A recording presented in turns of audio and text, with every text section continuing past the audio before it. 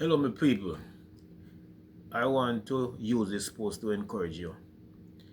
I'm speaking to the people who have been sick and sick and sick for quite a while. You've been in and out of the hospital, and each time you come from the hospital, you feel like, okay, I've made progress, and that's why they have discharged me. You used to pray, you no longer pray because of the level of frustration that has crept on you. You sometimes ask people to pray for you, you no longer do that. So you're basically at your wit's end right now. You are suffering so much mentally also. And that goes along with the physical suffering. But I'm making this comparison now between man and God. Not because it is right, but because I want to emphasize certain things to you who fall in this category. I submit that every man, woman right now knows somebody who is ailing and has been ailing for a while. Now I want you to consider this as I make the comparison, and I'm talking from the top of my head right now, no script. Now, when it comes to the temporal situation, the doctor, very often you have to make an appointment. Yes, you have to speak to consultant or seek consultation, which cost money before you actually go in for the actual treatment. Whilst with the Lord, none of that happens. You need no appointment, and it doesn't cost you anything.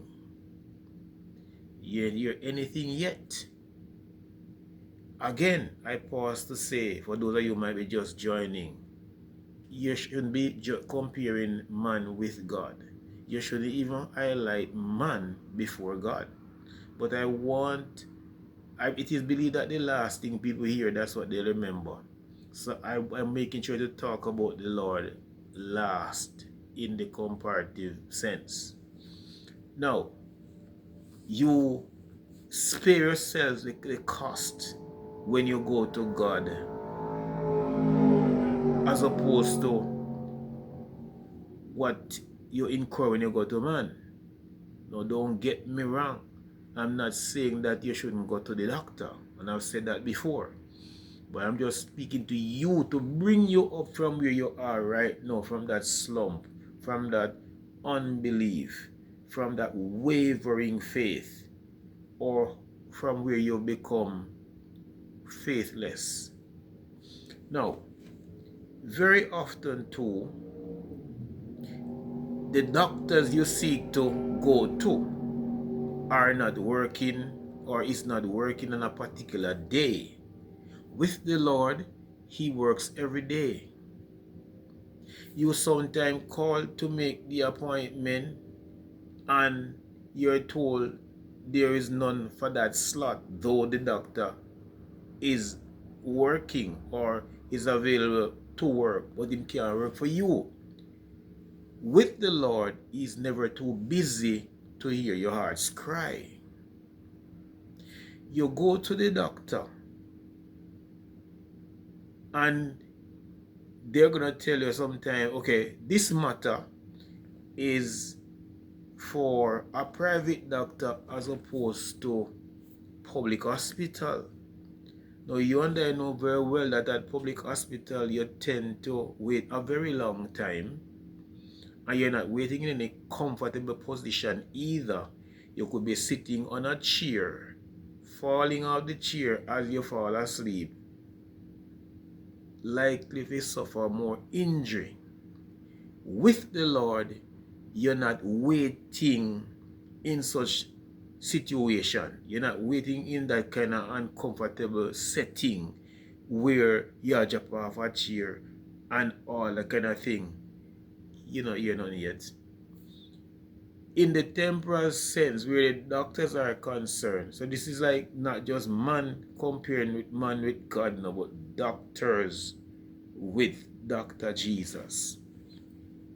When you go to these places, and this is the one that jumps out at me, and I hope you understand where I'm going now. When it comes to the hospital, there are several people who are told in the month of, say, March, May, that you can't come in or you can't get any appointment until October.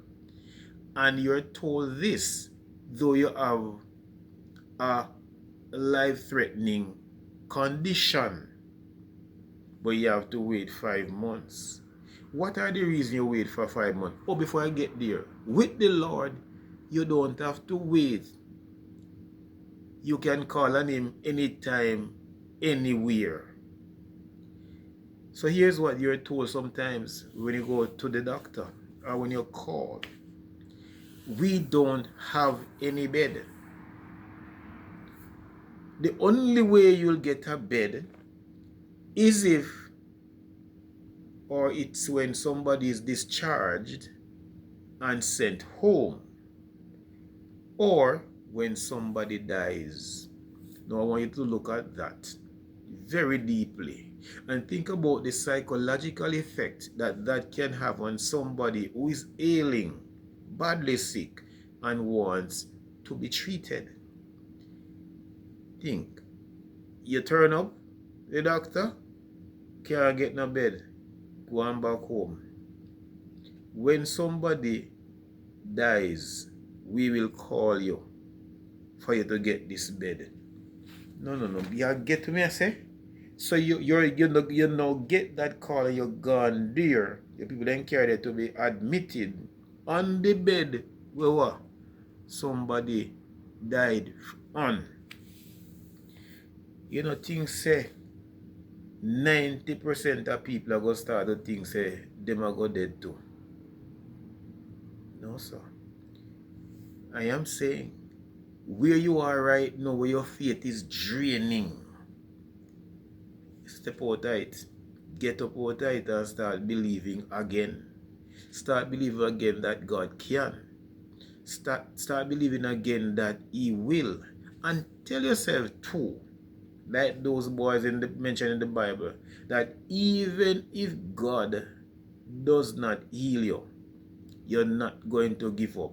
You're not going to take the advice of anybody or that person to go to whom they call the best Obia man, the best mother woman. Because here is the thing, the best Obia man or the best mother woman cannot be compared to the best God. This post is aimed at encouraging you to shake yourself off. And because I'm not here telling you that the Lord must heal you, but I'm saying you must seek His face as if you know He will heal you. It's better to do that than to take or put your trust into those two category of people we talked about a while ago. Because in the end, after you would have spent so much to the doctor and is now convinced by other people say this sickness no so, you're gonna spend money at the mother woman and the Obia man, and you already incur some serious expenses. You say you're going to turn papa. Look to Jesus. Look to Him again. He's able. I'll close out by saying this to you. Jesus, help me here. The man at the pool for 38 years, however long it might have been, he got his deliverance. And you know what is significant in that deliverance? He showed up every single day. Or you might say no move. Showed up mean to say he had a sense of belief. Yeah, me know me bunny mouth, so to speak, in one different post and positive that he might have been lazy or whatever. But for the sake of this video, I am saying to you, show up. And how do you show up? By exercising your faith once more. And tell yourself, say, I will recover. I will be healed. And I'm forgetting about the negatives. I'm out.